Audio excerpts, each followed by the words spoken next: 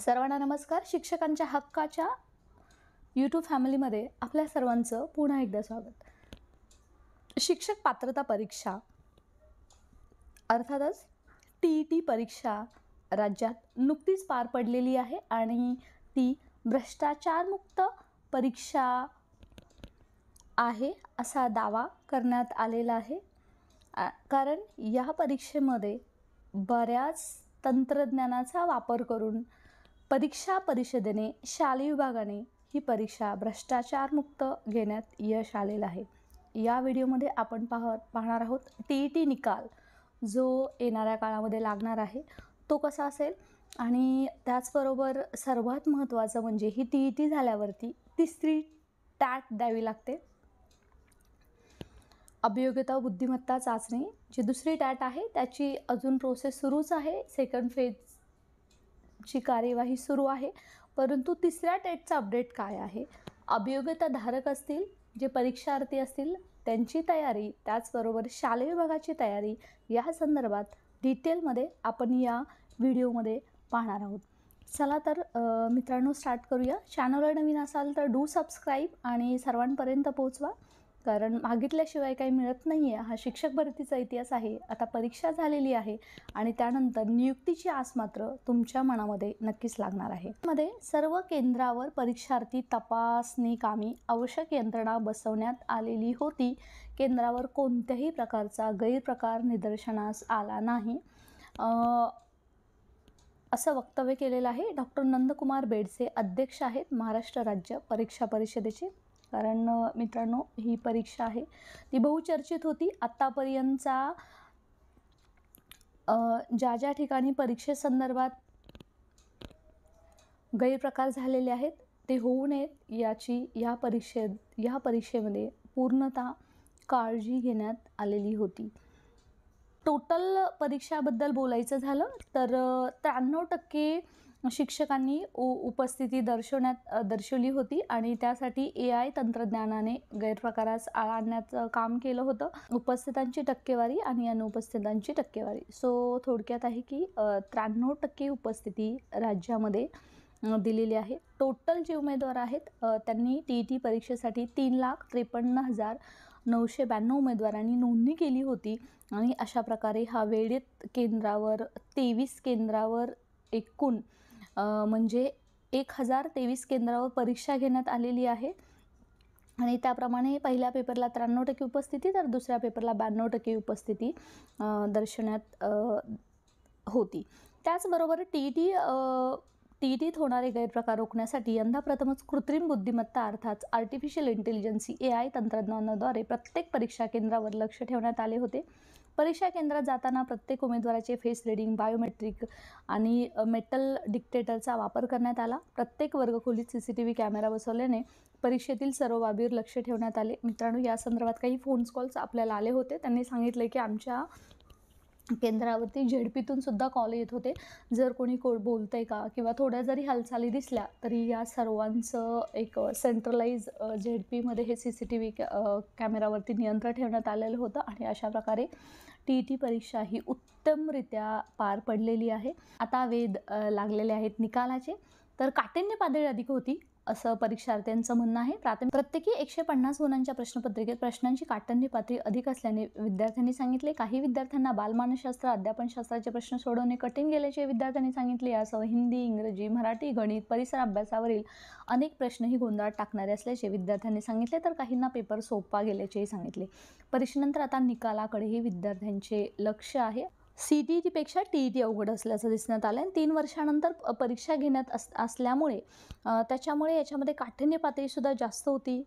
जरी म्हणजे बऱ्याच उमेदवारांनी जरी ह्या परीक्षा दिल्या असतील, तुम्ही निकालाची वाट पाहत असाल तर hoping for the best. Answer की आता अवेलेबल होईल वेबसाईटवरती, त्याच्यानुसार सुद्धा तुम्ही ते एकदा चेक करून पहा. त्याचबरोबर काही सोशल मीडियाच्या माध्यमातून सुद्धा ॲन्सर की येत असतात. परंतु हा निकाल 40 ते 45 दिवसामध्येच लागण्यासाठी आपण प्रयत्नशील आहोत. त्यासाठी आपण शालेय विभागाशी परीक्षा परिषदेशी नक्की फॉलोअप घेऊयात, त्याबद्दल अपडेटसुद्धा देऊयात. परंतु निकाल थोडासा कठीण लागण्याची नक्कीच शक्यता आहे. Steel hoping for the best. त्याच्यानंतर मात्र आम्हाला वेध लागत आहेत ते म्हणजे थर्ड टेटचे. कारण ही जरी परीक्षा दिली असली तरी ही एलिजिबिलिटी परीक्षा आहे. जर तुम्ही ही TET दिली, शिक्षक पात्रता परीक्षा, तर तुम्ही त्या वर्गासाठी पात्र होणार आहात. परंतु जर शिक्षक म्हणून नियुक्ती होणार असेल तर तुम्हाला TAIT जी पवित्र पोर्टलद्वारे राज्यात घेण्यात येते. पहिली टेट 2017मध्ये झाली, दुसरी टेट 2022मध्ये झाली आणि आता तिसरी टेट कधी होणार या संदर्भात प्रश्न आहे आणि त्याची तयारीसुद्धा अभियोग्यताधारकांना मित्रांनो करायची आहे. मित्रांनो, शालेय विभागात या संदर्भात जेव्हा आपण इन्क्वायरी केलेली आहे तेव्हा त्यांनी सांगितलेलं आहे की तिसरी टेट ही सुद्धा वेळेवरती होणार आहे. कारण तिसऱ्या टेट संदर्भातील जे काही कोर्टामध्ये जे आपण पाहतोय की दुसरी टेट असेल किंवा तिसरी टेट असेल ती कोर्टाच्या गाईडलाईननुसार होत आहे आणि त्याच्यानंतर त्याच्यामध्ये असं सांगितलेलं होतं की नोव्हेंबर-डिसेंबरमध्ये याचं नोटिफिकेशन येणार आहे. परंतु मित्रांनो, आता सध्या दिवाळीच्या सुट्ट्या आणि कोर्टमुळे पुढचं डिटेल्स आलेले नाही आहेत.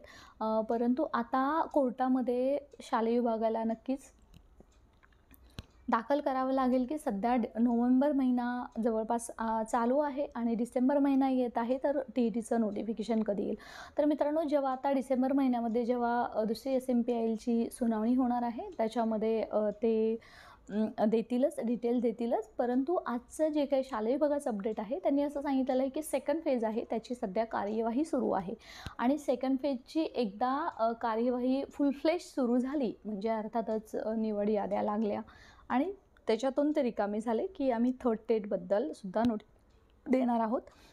TETचा निकाल या संदर्भात कधी लागू शकतो या संदर्भात चॅनलवरती कनेक्ट राहा. स्टे अपडेट आणि स्टे कनेक्टेड.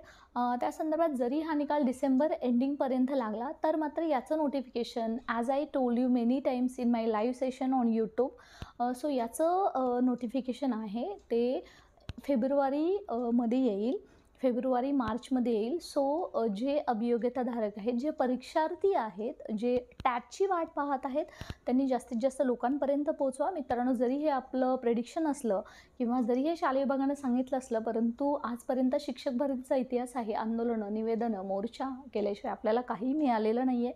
जर गरज पडली तर आपल्याला ते सुद्धा करावं लागेल. कोर्टातसुद्धा आपल्याला त्याच्या संदर्भातील अपडेट्स घ्यावे लागतील. त्या संदर्भातील काही करावं लागलं तर त्यासाठी करावं लागणार आहे. So stay connected.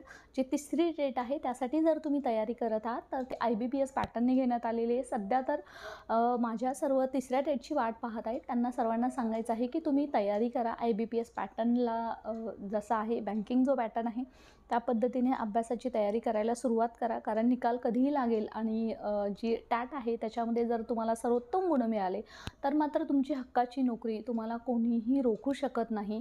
ही वास्तविकता आहे. सध्या तर शालेय विभागाने सांगितलेलं आहे की तिसरी टेटबद्दल सुद्धा आम्ही सकारात्मक आहोत आणि तिसऱ्या टेटमध्ये सर्वात महत्त्वाची गुड न्यूज आहे की 100% पदभरती होणार आहे. जसे की दुसऱ्या टेटमध्ये 80% पदभरती, नंतर 10% कपात, आता 10%साठी अजून सेकंड फेज सुरू आहे.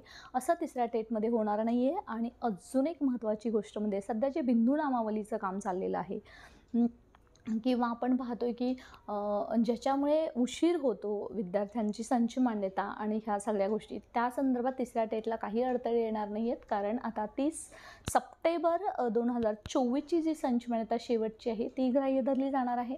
त्यामुळे येणाऱ्या काळामध्ये तिसरी टेट होणारच आहे. त्या संदर्भात जितके DED अभियोग्यताधारक आहेत त्यांच्या सर्वांपर्यंत चॅनल पोहोचवा. त्याचबरोबर ही आपला लढा, शिक्षकांच्या हक्काचा लढा, शिक्षक भरतीचा लढा हा पोहोचला पाहिजे. तिसरी टेट होते त्या संदर्भातील अपडेट्स आपण देतच राहू.